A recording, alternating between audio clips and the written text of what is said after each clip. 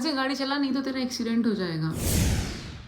ये आपने सुना होगा, नॉर्मली लोग पीछे बैठे बैठे बोलते रहते होंगे जब कोई सही से गाड़ी नहीं चलाता होगा। जब स्टीयरिंग आपके हाथ में है तो आप जिम्मेदार हो, और वही फोकस डिफाइन करता है कि आप अपनी मंजिल तक पहुंचोगे या नहीं पहुंचोगे। तो वो फोकस अगर आपको एक मंजिल तक पहुंचा सकता है, तो वही फोकस आपको एक जगह से दूसरी जगह तक पहुंचा सकता है आपके कैरियर में भी। अगर आप फोकस नहीं हो, बहुत ही नॉर्मल सा वर्ड है फोकस, लेकिन अगर आप इसके रोल को देखोगे तो इससे सारी स्टोरी चेंज हो जाती है। आप कितने भी एफर्ट्स कर लो, ये मैटर ही नहीं करता कि वो आपके एफर्ट्स रिजल्ट आपके फेवर में आएगा या नहीं आएगा, अगर आप प्रॉपरली फोकस नहीं हो तो सबसे ज़्यादा ज़रूरी ये है कि आप जो काम करो अपना फोकस के साथ करो। और सबसे पहले ये डिफाइन करिए कि आपका फोकस है क्या। आप कुछ भी काम करे जा रहे हैं लेकिन आपको पता ही नहीं है कि आप उससे करना क्या चाहते हो। आपको एक्चुअल में ये नहीं डिफाइन कि जो आपको अचीव करना है वो है क्या। तो आप कुछ भी करते रहिए, कितना भी एफर्ट लगाते रहिए, आपको इसका आउटकम नहीं मिलेगा। इसी के साथ मैं आपके साथ लेकर आई हूँ आज डे 12 का टॉपिक, जो है फोकस।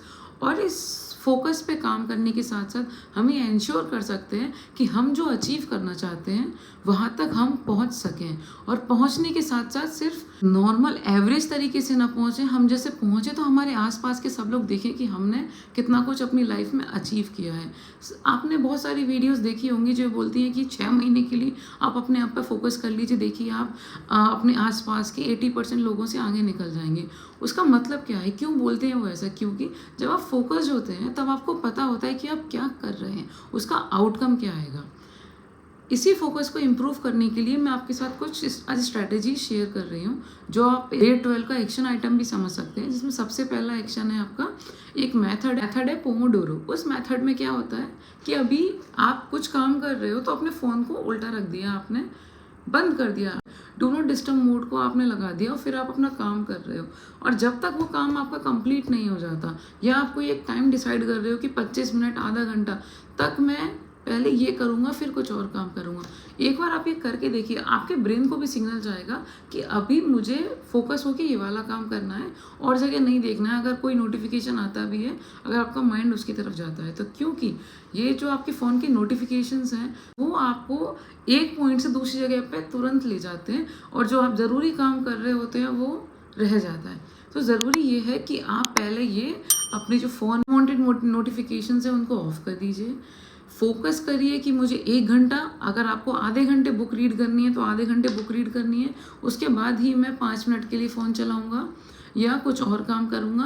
पहले भले ही कितना ज़रूरी काम याद आ जाए, पहले उस काम को कंप्लीट करिए। बहुत बार क्या होता है, हम इस लूप में फंस जाते हैं कि हम जब एक ज़रूरी काम करने के लिए बैठते हैं तो हमें दूसरा ज़रूरी काम याद आ जाता है, और जब फिर तभी उसी को करने चले जाते हैं, फिर तीसरा, फिर चौथा। इस तरीके से हमारा कोई काम कंप्लीट नहीं हो पाता और हम स्टक रह जाते हैं इनकम्प्लीट वर्क के मोड में। तो ज़रूरी क्या है कि पहले उसको कंप्लीट करिए, जो एक टास्क पहला है आपका, फिर दूसरे टास्क पे मूव करिए, जिससे आपको एक सेटिस्फेक्शन भी मिलेगा कि मैंने अपना एक टास्क को अच्छे से कंप्लीट कर लिया। और वो टास्क शुरू करने से पहले आप ये डिफाइन करिए, लिखिए कि आपको करना क्या क्या है। क्योंकि जब आप एक बार डिफाइन कर लेते हो, मार्केट भी जाते हैं तो हम ये सोच के चलते हैं ना, यहाँ से ये चीज़ लेनी है, यहाँ से ये चीज़ लेनी है, यहाँ ये चीज़ लेनी है, तो कितनी आराम से हमारी शॉपिंग हो पाती है। स्टेप बाय स्टेप हम दूसरी चीज़ों को ले पाते हैं।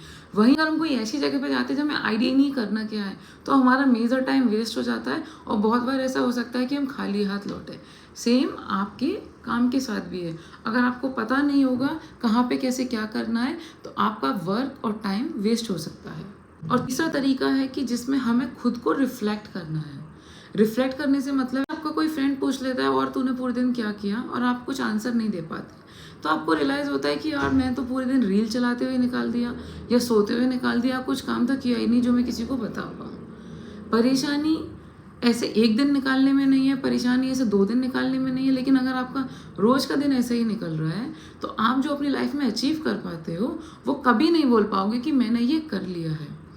तो ये कोशिश करिए, ये देखिए कि जो आप अचीव करना चाहते हैं, जैसा अपना लाइफ स्पेंड करना चाहते हैं, जिस मुकाम पे अपने आप को देखना चाहते हैं, उस मुकाम के लिए आज आपने क्या स्टेप उठाए, आज नहीं तो कल आपने क्या स्टेप उठाए।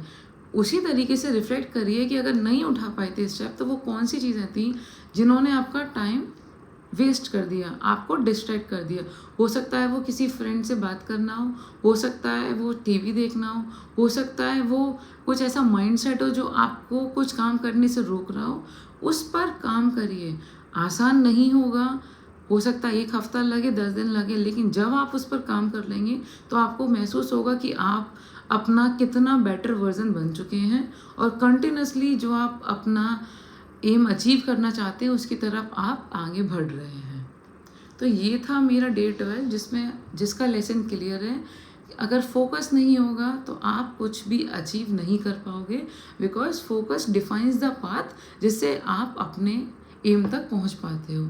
और डे 13 में हम बात करेंगे एक और कैरियर किलर के बारे में, जो है इस कंपैरिजन किलिंग यू। बहुत बार हम ये सोचते रहते हैं कि मैं सामने वाले से बेहतर हूँ या नहीं हूँ, और हमारा दिमाग उसमें उलझाया रखता है हमको, और हम कुछ एक्शन लेने की जगह, अपने आप को बेटर बनाने की जगह इस थॉट में फंस जाते हैं कि क्या मैं उससे बेटर हूँ या मैं उससे बेकार हूँ। Thank you for watching this video. Please like, comment and subscribe and share with your friends for whom you think this video will be useful. Thank you.